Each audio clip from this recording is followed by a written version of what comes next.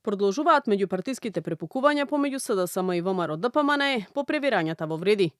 Опозицијата со обвинувања дека владата е нефункционална и нестабилна и дека државата стагнира, додека владините коалиционери меѓусебно се расправаат. Владата е стабилна, функционална и целосно посветена на економскиот раст и развој на државата, возвраќаат од владеачката ВМРО-ДПМНЕ. Според нив единствената работа која функционирала во времето на СДСМ и ДУИ се криминалот и корупцијата.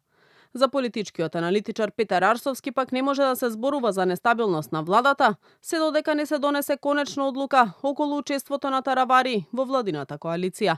Но дури и тој да излезе од неа, функционалноста на владата нема да биде доведена во прашање, бидејќи парламентарното мнозинство ќе остане стабилно. Ние нема да знаеме колку е стабилна или нестабилна владата додека не се случи таа фамозна средба помеѓу Мицкоски и Таравари и да го имаме тој епилог.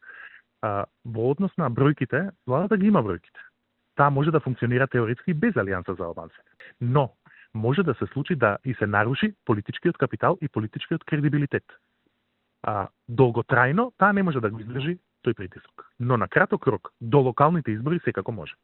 Арсовски ваквите меѓупартиски препукувања ги оценува како дел од предизборниот маркетинг и очекува дека тие ќе се засилуваат во пресрет на локалните избори.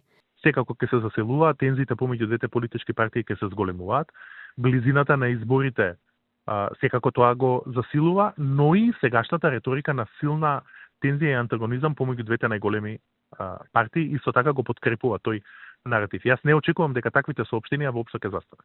Дали Алијанса ќе остане дел од владеачката коалиција, ќе се знае по средбата Мицкоски Таравари, која според најавите ќе се одржи по првомајските празници.